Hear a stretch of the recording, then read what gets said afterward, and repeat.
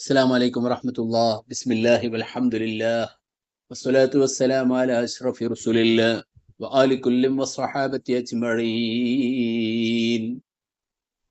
ഏറ്റവും സ്നേഹാദരണീയരായ മുഅ്മിനീങ്ങളെ മുഅ്മിനാത്തുകൾ, അള്ളാഹുവിൻ്റെ ഹബീബിൻ്റെ പൂമകം കാണാനും അവിടുത്തെ ഹൗദുൽ കൗസറിൽ നിന്ന് പാനം ചെയ്യാനും ശഫാഅത്തിൽ ഉൾപ്പെട്ട് കിട്ടാനും അവിടുത്തെ പരിപൂർണമായ പൊരുത്തം ലഭിക്കുന്ന മുത്തഖീങ്ങളിൽ ഉൾപ്പെടുവാൻ അല്ലാഹു നമ്മെ അനുഗ്രഹിക്കുമാറാവട്ടെ.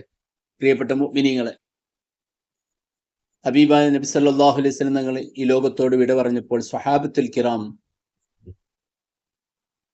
നബി സല്ലല്ലാഹു അലൈഹി വസല്ലം തങ്ങളുടെ പരിശുദ്ധമായ മേനി അത് അടക്കം ചെയ്യാൻ വേണ്ടി തെരഞ്ഞെടുത്ത സ്ഥലം എവിടെയാണ്? ആ സ്ഥലത്തിന് മുസ്ലിം ലോകം പറയുന്ന പേരെന്താണ്?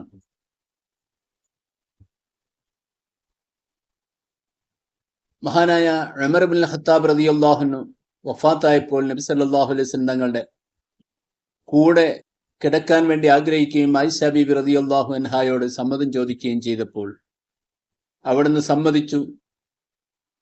പിന്നീട് ആയിഷ റളിയല്ലാഹു അൻഹു എവിടെയാണ് താമസിച്ചത്? തനിക്ക് വേണ്ടി തെരഞ്ഞെടുത്ത സ്ഥലം ഉമർ റളിയല്ലാഹു അൻഹു കൊടുത്തെങ്കിലും പിന്നീട് അതിൽ സ്ഥലം ബാക്കിയുണ്ടായിരുന്നു. ഇനി ബാക്കിയുണ്ടെങ്കിൽ ആ സ്ഥലത്ത് എന്തുകൊണ്ട് ആയിഷ ബീബി റളിയല്ലാഹു അൻഹു തൻ്റെ മർക്കദായിക്കൊണ്ട് തെരഞ്ഞെടുത്തില്ല? തുടങ്ങിയ ഒരുപാട് വിഷയങ്ങൾ. ഇതിനുള്ള മറുപടി നാം തീർച്ചയായിട്ടും മനസ്സിലാക്കി വെക്കേണ്ടതും അറിയേണ്ടതുമാണ് ഒരു മുസ്ലിം എന്ന നിലയിൽ. പ്രിയപ്പെട്ടവരെ, ഹുജറ ഷരീഫയെ കുറിച്ച് ചർച്ച ചെയ്യുമ്പോൾ നബി സല്ലല്ലാഹു അലൈഹി വസല്ലം തങ്ങൾ മദീനയിലേക്ക് വന്നപ്പോൾ മസ്ജിദുൻ നബവി നിർമ്മിച്ചു. ആ മസ്ജിദുൻ നബിയുടെ ചാരത്ത് 2 റൂമുകൾ പണി ചെയ്തു. അതാണ് ഒന്ന് ആയിഷ ബീബി റളിയല്ലാഹു അൻഹായുടെയും മറ്റൊന്ന് സൗദ റളിയല്ലാഹു അൻഹായുടെയും വീട്. ഈ വീട്ടിലായിരുന്നു നബി സല്ലല്ലാഹു അലൈഹി വസല്ലം തങ്ങളും താമസിച്ചത്. പിന്നീട് മറ്റ് ഭാര്യമാരെല്ലാം കടന്നു വന്നപ്പോൾ അവർക്ക് വേണ്ടി എല്ലാം മദീന പള്ളിയുടെ സമീപത്ത് തന്നെ റൂമുകൾ നബി സല്ലല്ലാഹു അലൈഹി വസല്ലം തങ്ങൾ നിർമ്മിച്ചു. ഈ ഹുജറുകൾ, അതിന് ഹുജറുകൾ എന്ന് പറയുന്നു. ഈ ഹുജറുകൾ ഓരോന്നിലായി നബി സല്ലല്ലാഹു അലൈഹി വസല്ലം ഓരോ ഭാര്യമാരുടെ കൂടെ കഴിയുകയായിരുന്നു പതിവ്. യഥാർത്ഥത്തിൽ മുത്തുനബി സല്ലല്ലാഹു അലൈഹി വസല്ലം തങ്ങൾക്ക് സ്വന്തമായി വീടുണ്ടായിരുന്നില്ല, ഭാര്യമാരുടെ വീടുകളായിരുന്നു ഉണ്ടായിരുന്നത്. എന്നാൽ പിൽക്കാലത്ത് ഹബീബായ നബി സല്ലല്ലാഹു അലൈഹി വസല്ലം തങ്ങൾ ലോകത്തോട് വിട പറഞ്ഞപ്പോൾ സ്വഹാബത്ത് ഐക്യകണ്ഠ്യെ തീരുമാനിക്കുന്നു, ഹബീബായ നബി സല്ലല്ലാഹു അലൈഹി വസല്ലം തങ്ങൾ എവിടുന്നാണോ വിട പറഞ്ഞിട്ടുള്ളത് ആ സ്ഥലത്ത് തന്നെ അടക്കം ചെയ്യണമെന്ന്. അതനുസരിച്ച് ഹുജറ ഷരീഫ് എന്നറിയപ്പെടുന്ന ആയിഷ ബീബി റളിയല്ലാഹു അൻഹായുടെ ആ റൂമിൽ നബി സല്ലല്ലാഹു അലൈഹി വസല്ലം തങ്ങൾ അടക്കം ചെയ്യുന്നു. പിന്നീട് എങ്ങനെയാണ് ഉമർ ഇബ്നുൽ ഖത്താബ് അവിടെ എത്തുന്നത്? വലിയ സംഭവമാണ്. ആയിഷ ബീബി റളിയല്ലാഹു അൻഹായുടെ വീട്ടിൽ മുത്തുനബി അടക്കം ചെയ്തപ്പോൾ പിന്നീട് ആയിഷ ബീബി റളിയല്ലാഹു അൻഹ പറയുന്നു, എൻ്റെ ഉപ്പയും അവിടെ തന്നെ വെക്കണമെന്ന്. അങ്ങനെ ഉപ്പയെ അവിടെ വെക്കണമെന്ന് പറഞ്ഞെങ്കിലും മഹാനായ സിദ്ദീഖ് റളിയല്ലാഹു അൻഹു പറയുന്നു, മുത്തുനബി സല്ലല്ലാഹു അലൈഹി വസല്ലം തങ്ങൾ സമ്മതം തന്നെങ്കിൽ മാത്രമേ ഞാൻ അവിടെ കയറുകൾ എൻ്റെ മയ്യത്ത് അവിടെ പ്രവേശിപ്പിക്കാൻ പാടുള്ളൂ. മുത്തുനബി സമ്മതം തരണം. അങ്ങനെ മഹാന്മാരായ സ്വഹാബത്തുൽ കിറാമിനോട് പറയുന്നു, എൻ്റെ മയ്യത്ത് വെച്ചുകൊണ്ട് മുത്തുനബിയോട് നിങ്ങൾ സമ്മതം ചോദിക്കണം. എന്നാൽ മഹാന്മാർ രേഖപ്പെടുന്ന സിദ്ദീഖ് റളിയല്ലാഹു അൻഹുവിൻ്റെ ആ വിശുദ്ധമായ ശരീരം ചുമന്നുകൊണ്ട് മയ്യത്ത് കട്ടിലുമായിക്കൊണ്ട് അവർ ചെല്ലുകൊണ്ട് അവിടെ വെക്കുന്നു. ആ സമയത്ത് സിദ്ദീഖ് റളിയല്ലാഹു അൻഹുവിൻ്റെ ആ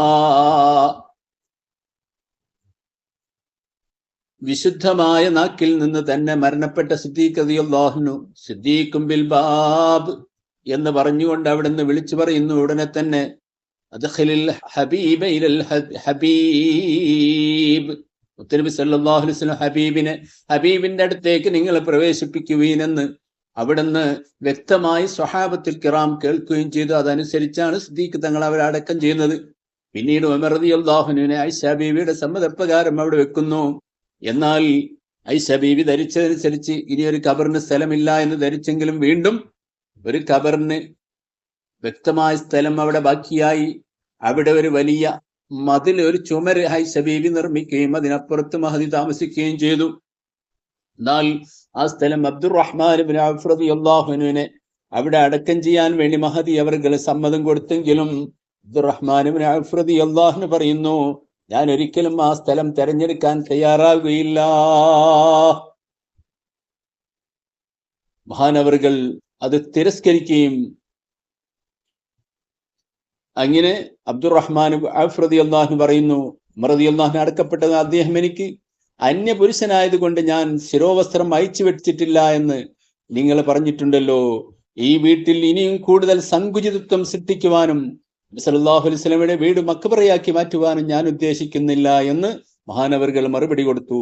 ആയിഷ റളിയല്ലാഹു അൻഹ പിന്നീട് പറഞ്ഞ്, എന്റെ കൂട്ടുകാരികളോടൊപ്പം ബഖീൽ എന്നെ ഖബറടക്കണം, അതുകൊണ്ട് ഞാൻ വിശിഷ്ടയാകാൻ ഞാൻ ഒരിക്കലും ഉദ്ദേശിക്കുന്നില്ല. അപ്പോ രണ്ടുപേരും അത് തിരസ്കരിച്ചത് കൊണ്ട് തന്നെ പിന്നീട് അവിടെ വരുന്ന ഒരു ഖബറ് മഹാനായ ഈസാ നബി അലൈഹി സ്വലാത്തു വസ്സലാമിന്റെ ഖബറാണെന്ന് മുത്തനബി സല്ലല്ലാഹു അലൈഹി വസല്ലം നേരത്തെ തന്നെ പ്രവചനം നടത്തിയിട്ടുള്ള സംഗതിയുമാണ്. അതിനോട് ഒത്തുവരികയായിരുന്നു ആയിഷ ബീവിയുടെയും അബ്ദുറഹ്മാൻ ഇബ്നു ഔഫ് റളിയല്ലാഹു അൻഹുവിന്റെയും വാക്കുകൾ എന്ന് ചരിത്രം നമ്മെ പഠിപ്പിക്കുന്നു. ഏതായിരുന്നാൽ സല്ലല്ലാഹു അലൈഹി വസല്ലം പറഞ്ഞ ഹദീസ് അബ്ദുല്ലാഹിബ്നു അംർ റളിയല്ലാഹു അൻഹു റിപ്പോർട്ട് ചെയ്ത ഹദീസിൽ കാണാം, ഈസാ നബി ഭൂമിയിലേക്ക് ഇറങ്ങി വരും. അപ്പോൾ അദ്ദേഹം വിവാഹം ചെയ്യും, അദ്ദേഹത്തിന് സന്താനങ്ങൾ ഉണ്ടാവുകയും ചെയ്യും.